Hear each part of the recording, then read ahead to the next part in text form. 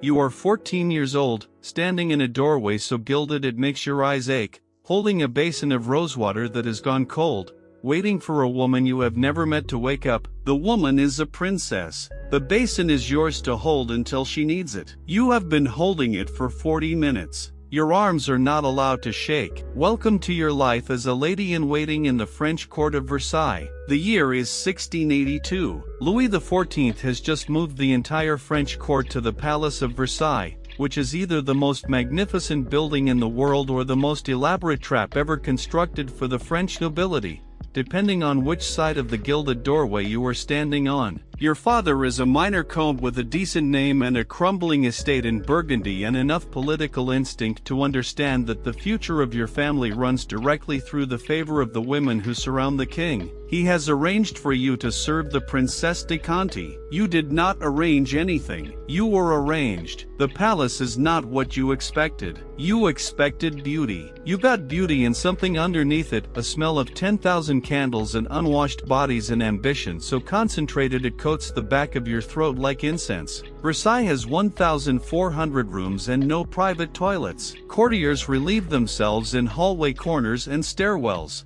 The most powerful men in France step around human waste on the way to kiss the king's hand. You learn this on your first day. You learn to look at the ceiling and keep walking. Your duties are precise and without end. You wake before the princess. You arrange her morning toilette, the rouge, the powder, the patches, the wig, the stays, a ritual that takes 2 hours and involves 8 women performing specific tasks in a specific order.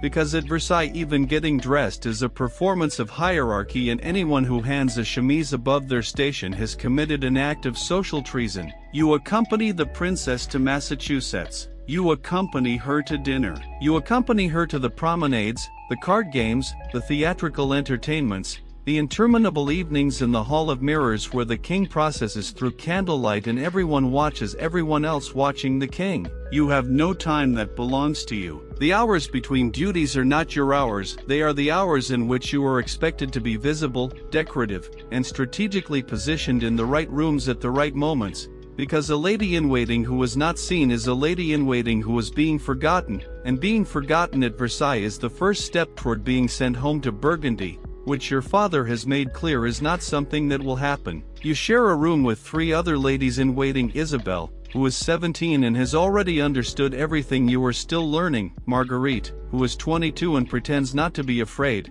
and a girl whose name no one uses because she has been at court for 3 weeks and has not yet demonstrated whether she will matter. The room is smaller than your bedroom in Burgundy. The bed you share with Isabelle is narrower than the basin you carry every morning. You sleep in your stays because there is no time to unlace them properly before morning comes. Isabelle teaches you the invisible rules. Never walk faster than the princess. Never speak first to a duchess. Never show hunger at the table because appetite is common. Never show boredom in the Hall of Mirrors because boredom is dangerous. Never let a man see you notice him noticing you, but always let him notice. There are 47 unofficial rules and none of them are written down because writing them down would be admitting they exist. You memorize all 47 in a week. By the second week you have identified 12 more Isabelle didn't mention. The king is everywhere and nowhere. You see him daily but never directly. There is always a crowd between you and him, always a body angled toward him at precisely the correct degree. The architecture of Versailles is designed so that every line of sight eventually leads to Louis. Every corridor terminates in a room where he has been or will be or might be. You understand within a month that the entire palace is a machine for producing his centrality, and every person in it, the princess, the duchesses, your father, you, is a moving part. You are 15 when you first understand what the currency actually is. It is not money. It is not title. It is the king's gaze, who he looks at, who he speaks to, who he invites to the petit coucher, the intimate evening ceremony where he undresses for bed before a select audience.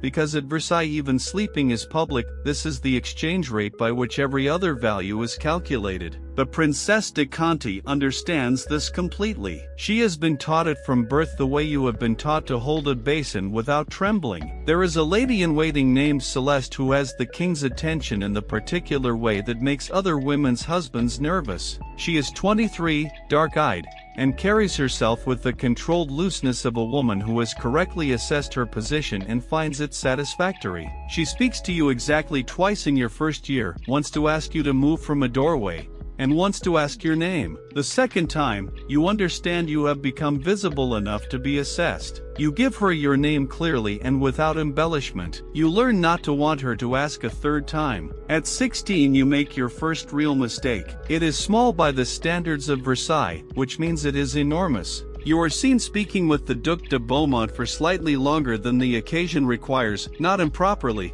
just long enough that Isabel catches your elbow afterward and removes you from the room with the particular speed of someone preventing a fire from reaching the curtains. The Duc is attached, politically, to a faction opposing the princess' interests. You did not know this. At Versailles, not knowing something is the same as choosing the wrong side. You spend 3 weeks rebuilding what you spent 3 seconds accidentally damaging. Marguerite leaves court in the spring of your second year. She marries a man her father selected and you attend the wedding in a dress that cost more than his annual income, and she cries in a way you cannot determine as grief or relief. Her replacement is a girl of 15 from Lyon who looks at the Hall of Mirrors the way you looked at it 14 months ago. You do not warn her. You watch her make the doorway mistake in her first week and you do not warn her, not because you are cruel but because Isabel did not warn you and you survived. And the palace teaches fastest what it teaches through experience. You are 17 when the Princesse de Conti asks you directly what you think of a certain matter involving a certain person whose name she does not say aloud. You have been trained for 2 years to have no opinions. You give her one anyway, carefully, in the conditional tense, framed as a question rather than a statement,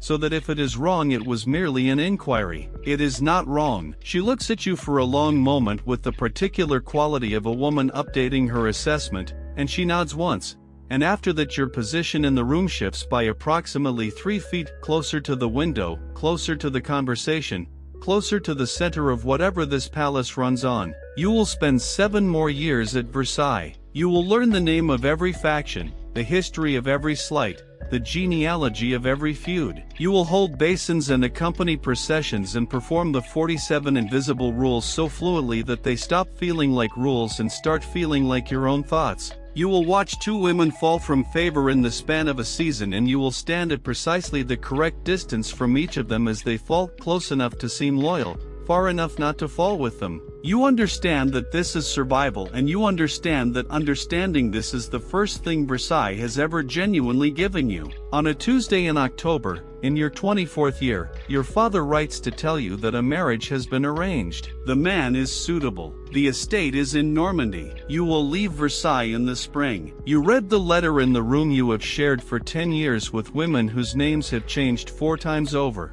Outside the window, the gardens of Versailles are being raked into their precise geometric patterns by men who start before dawn so the lines are perfect before the court wakes to see them. You have watched them do this for 10 years without once thinking about the men doing the raking. You fold the letter. You dress. You pick up the basin. You have time before the princess wakes. Click the card to watch your life as a tutor lady in waiting next.